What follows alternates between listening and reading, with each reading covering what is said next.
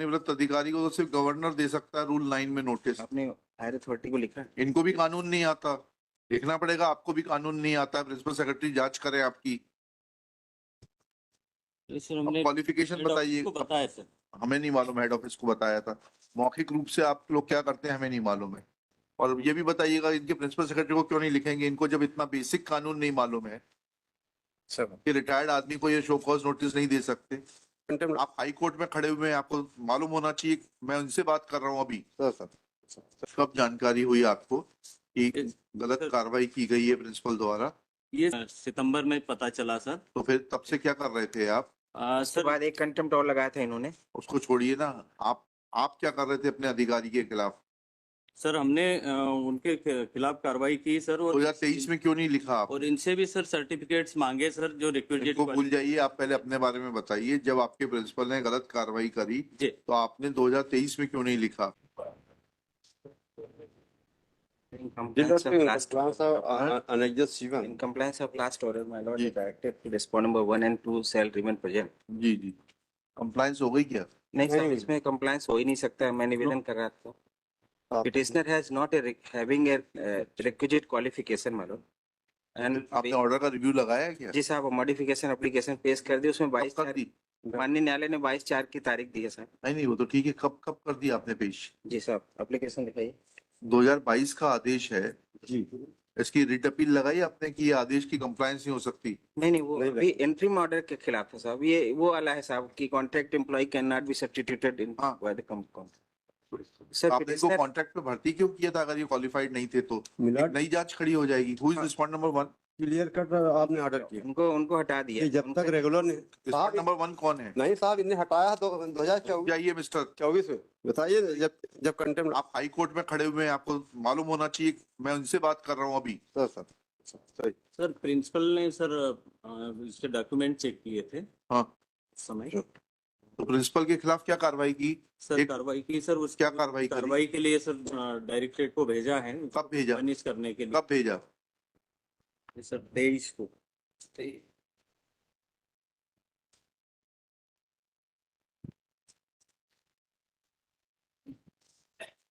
कब भेजा है? Yes sir.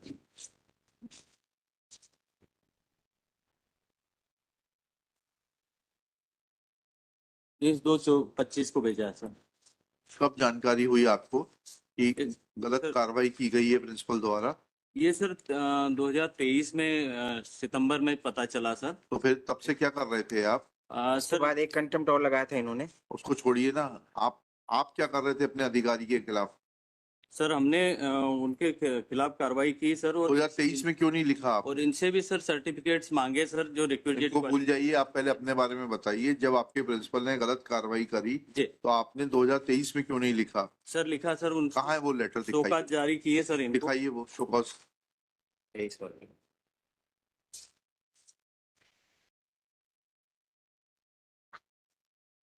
और आपको अथॉरिटी है शोकॉज जारी करने की प्रिंसिपल को? Yes sir. जॉइंट डायरेक्टर को है? Yes sir. दिखाइएगा, प्रावधान दिखाइएगा।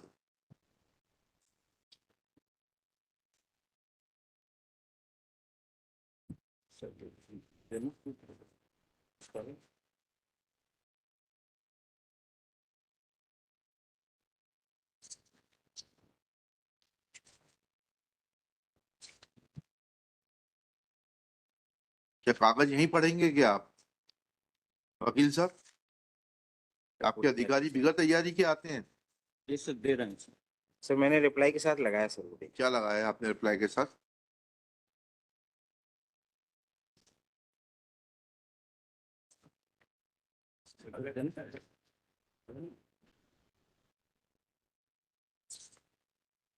R2 देख लेंगे आप। R2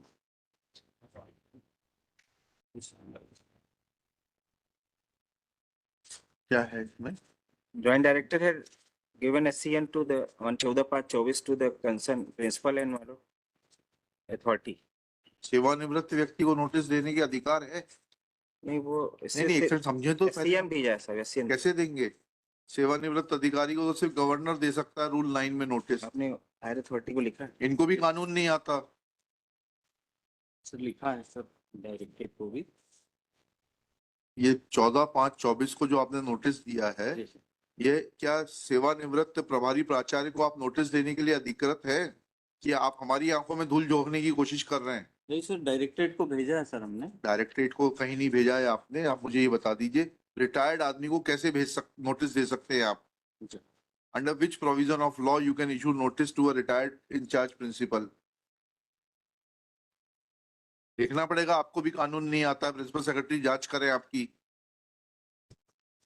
नहीं सर, हमने क्वालिफिकेशन हेड ऑफिस बताइए। को बताया सर। हमें नहीं मालूम, हेड ऑफिस को बताया था। मौखिक रूप से आप लोग क्या करते हैं हमें नहीं मालूम है। राइटिंग में क्या उतना बताइए, लंच के बाद कंटिन्यू करेंगे, लंच के बाद बताइए।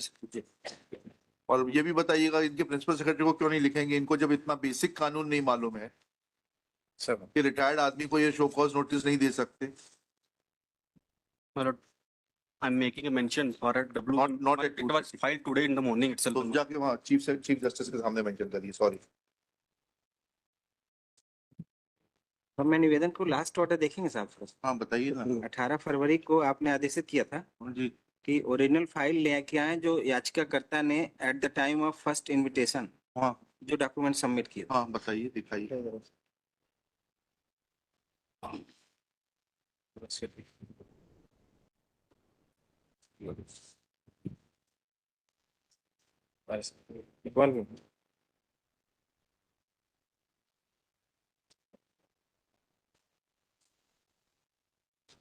और वो एससीएन जो दिया है उसके लिए क्षमा प्रार्थी है साहब, वो क्योंकि ठीक है, चलिए। एससीएन जो दिया है साहब इन्होंने वो सिर्फ जानकारी, तथ्यों की जानकारी के लिए दिया है, कोई विभागीय संबंधी चलिए। उनके, और उसका उन्होंने जवाब भी दिया प्रिंसिपल साहब ने।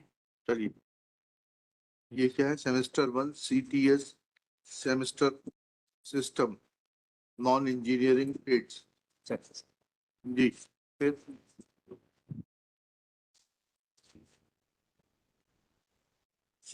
National council for vocational training का इनका सर्टिफिकेट है ना? जी स्टेनोग्राफर एंड सेक्रेटरियल असिस्टेंट। जी, इसमें 100 वर्ड पर मिनट का है। एनेक्जर R1 देखेंगे साहब। एक मिनट रुकिएगा।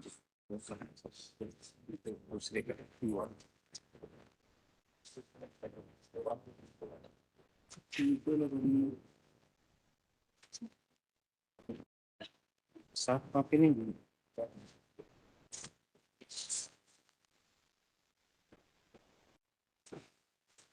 R1 आपके रिप्लाई के साथ। जी साहब, जी पेज नंबर 7 का बॉटम है साहब। जी ट्रेनिंग ऑफिसर इंग्लिश स्टेनोग्राफर। हाँ इसमें इन कंडीशन टू पेज नंबर 8 मानो जी should have passed English shorthand 100 word per minute speed from MP Board of Shorthand Typing National Council / State Council for the Vocational Training. And item number 3 sir देखेंगे साहब, should have computer proficiency certificate CPCT valid scorecard. Ji. These ये दोनों degree इनके पास नहीं थी साहब। इनकी speed क्या है टाइपिंग की? 80 का सर्टिफिकेट इनके पास। कहाँ लगा है वो सर्टिफिकेट? उसी के साथ उन्होंने लगाया ये 100 वाला, ये फेल का सर्टिफिकेट। ये अरे सर 80 का सर्टिफिकेट तो दिखा दीजिए, कहाँ लगा है?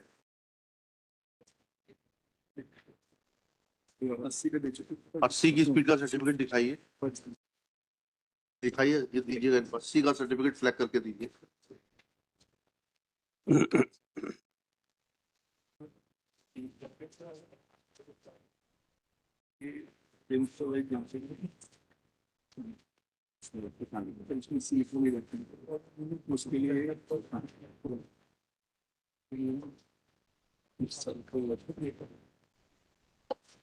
ये इसमें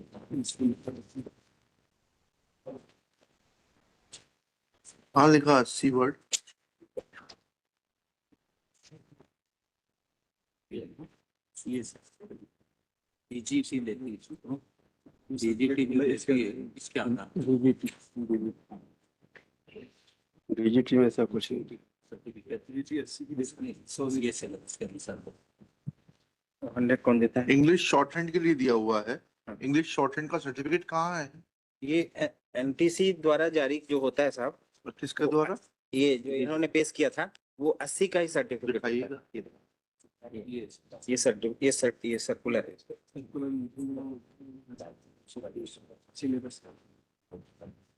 100 पे कौन जारी करता है बताऊँ?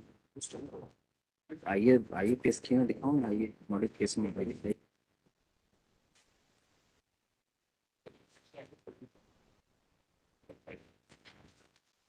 नहीं नहीं, आप दो चीजों से कंफ्यूज कर रहे हैं। यह जो सर्टिफिकेट है, जो national council for vocational training द्वारा जारी किया गया है, स्टेनोग्राफर एंड सेक्रेटरियल असिस्टेंट का, जी इसमें कहाँ लिखा है कि इनकी 100 वर्ड की प्रोफिशिएंसी नहीं है? नहीं सर ये पाठ्यक्रम दिया सर चलेगा? पाठ्यक्रम से हमें मतलब नहीं है, we are not concern with इसके इट। आधार पर नो, यू कैन नॉट। नहीं लिखा। वो एक्टिविटी का है। नहीं नहीं, इससे इससे आपकी दुर्भावना दर्शित हो रही है। पाठ्यक्रम नहीं, आप मार्कशीट से बताइए कि मार्कशीट में अगर आपकी काउंसिल ही अगर पाठ्यक्रम बना रही है तो उसके लिए how a candidate is responsible for it? 100 का सर ये ये फेल है ये दिख रहा है सब इसमें। दिखाइएगा। 100 का पास वाला दिखाऊँ ना 100 आइए अभी कनेक्ट किया था एप्लीकेशन के साथ। क्या दिख रहा है इसमें?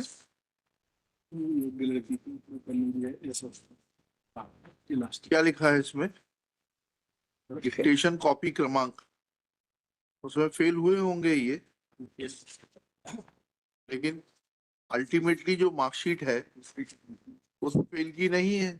वन आईटीआई की जो 2 परीक्षाएं होती हैं श्रीमान, जो एनसीवीटी का सर्टिफिकेट जारी होता है उसमें 80 वर्ड पर मिनट पास होने पे उसको पास माना जाता है। तो इसमें क्या लिखा हुआ और पढ़े ना स्टेट इसको। गवर्नमेंट जो करती है वो इस तो आपने 100 फिर वर्ड आपके नियम बनाने वालों को फिर नेशनल काउंसिल का सर्टिफिकेट का जिक्र नहीं करना चाहिए था इसमें। We are not concern with it. इसमें यू आर आप बाल की खाल निकाल रहे हैं।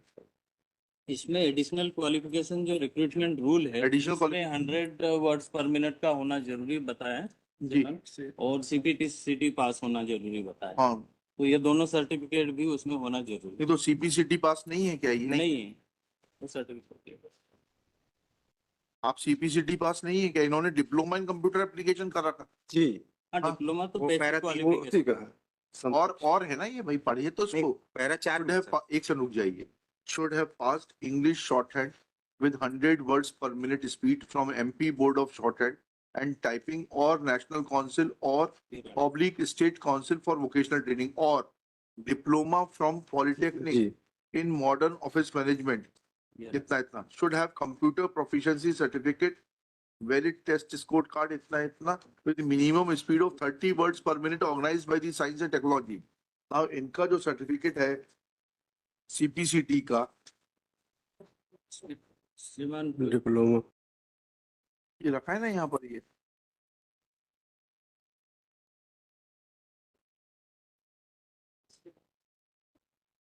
इसमें तो आपकी स्पीड 29.07 है। जी 30 होना चाहिए। 30 वर्ड्स होना चाहिए। जी मिस्टर मिथिलेश ये देखिए ना, जी लड़ते नियम में दिया 30 वर्ड्स, आपकी स्पीड 29.7 है।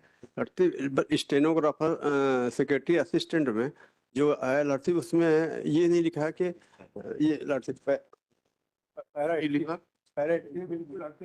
क्वालिफिकेशन करने इनको बैठने को बोलिए। Your client will not make any impact on me. Ask her to sit down. Unless you need her for some consultation, it is different. Don't bring your clients here. They will not have any impact on me. ठीक है, ये tactics पुरानी हो गई, इसको मत apply यहाँ पर। इसी के आधार पर 2021 में इन्होंने अपॉइंटमेंट दिया और फिर 2000 वो इशू नहीं है। और फिर 2023 में भी इशू ये है जी मैडम कि क्या आप 2018 के नियमानुसार क्वालिफिकेशन रखते हैं कि नहीं रखते हैं? That is the only issue. You demonstrate that, otherwise there is nothing in this contempt petition. लिखिएगा। ठीक है लड़ती हमारी क्वालिफिकेशन क्या है मैं इसको मंडे के लिए रख देता हाँ ठीक है, मंडे नहीं है, अब आएगा। देखिएगा, Shri Mithilesh Prasad Tripathi for the petitioner, Shri Manas Mani Verma along with Shri DS Thakur, joint director. क्या है आप? मैं ज्वाइंट डायरेक्टर हैं? Joint director joint director joint director skill development department, Govindpura, Bhopal. Next, it is Respondent to informed by Shri DS Thakur that in terms of the provisions contained in